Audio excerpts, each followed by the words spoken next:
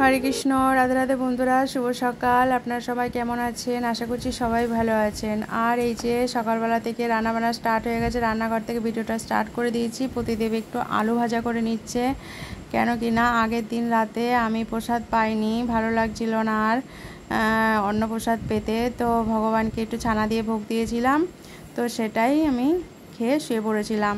তো যাই হোক, সেই অন্নপ্রসাদ রয়ে গেছে, তাই একটু সকালে প্রতিদেব আলু ভেজে নিল, আর তাই আমরা দুইজনে অল্প অল্প করে খেয়ে নিয়েছিলাম। তো এদিকে তারপর রান্না করে ফেলেছি ডাল আর বড়াটা, শাপলা ফুলের বড়া ভাজছি, আর একটু ডাল করে নিয়েছি, আর একটু শাপলা করব জিরে বাটা দিয়ে। তো এদিকে আপনাদেরকে একটু দেখাতে আসলাম যে কেমন মানে সুন্দর সোনা ঝরা রোদ উঠেছে। এত সুন্দর রোদ যে মনটা একেবারে ভেতর থেকে আনন্দে একেবারে ফুলে ফুলে উঠছে। তো যাই হোক, এই যে ডাল রান্না হয়ে গেছে, ওইদিকে ভাত হয়ে গেছে, তারপরে এদিকে বড়াটাও হচ্ছে। এটা শাপলা ফুলের বড়া, আপনারা খেয়েছেন কিনা জানি না, না খেলে খেয়ে দেখবেন, খুবই ভালো লাগে। আর এইদিকে জিরে আর কাঁচা লঙ্কা বাটা দিয়ে এই যে শাপলাটা করে নিয়েছি। তো যাই হোক, সকালের ভোগ হয়ে গেছে, প্রসাদ পাওয়া হয়ে গেছে।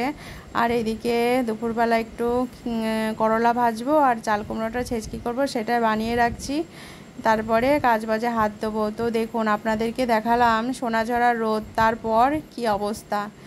তারপরে নেমে গেছে আষাঢ় মাসের ভেজা বৃষ্টি, বর্ষা। তো যাই হোক, বর্ষা তো হবেই, বর্ষার মতন বর্ষা হতে থাক। তো তারপরে আমি ফ্রেশ হয়ে চলে এসেছি রান্নাঘরে। এইবার রান্নাটা করে নেব। এই যে আমার অন্নটা প্রায় হয়ে গেছে, আর একটুখানি হবে। আতপ চালের অন্ন বেশি সময় লাগে না হতে। তো এই যে চাল কুমড়ো ছেঁচকিটাও বসিয়ে দিয়েছি, পুরো সিম্পল, কোনো কিছুই না। আর এদিকে করলাটাও ভেজে নিয়েছিলাম আগে। তো এখানে কাঁচা লঙ্কা আর কালো জিরে ফোড়ন দিয়েছি, লবণ আর হলুদ, আর কিচ্ছুই দিইনি।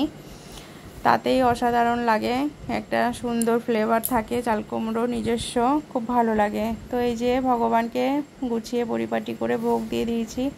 আপনারা মহাপ্রসাদ দর্শন করুন, আমার ভগবানকেও দর্শন করুন।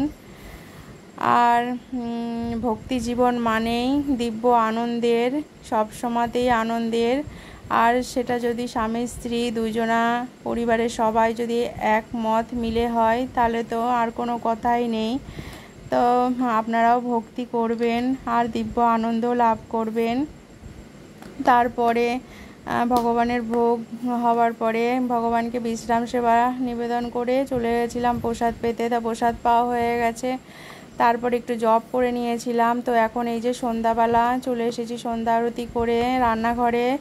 মেয়ের জন্য দুটো রুটি করব, সেটাই ভগবানকে রাতেরবেলা ভোগ দিয়ে মেয়েকে দিয়ে দেবো, মেয়ে প্রসাদ পাবে। এই যেখানে দুধ জল দিচ্ছি আর দুটো গোলা রুটি বানিয়ে নিচ্ছি। এটাই দুধের মধ্যে রুটিগুলো দিয়ে, রুটি ছিঁড়ে ছিঁড়ে দিয়ে আর একটু মিছরি দিয়ে ভগবানকে নিবেদন করে দেবো। তো আজকের মতো ভিডিওটা এখানেই এন্ড করলাম। আপনারা সবাই সুস্থ থাকবেন, ভালো থাকবেন, দেখা হবে পরবর্তী ভিডিওর সাথে।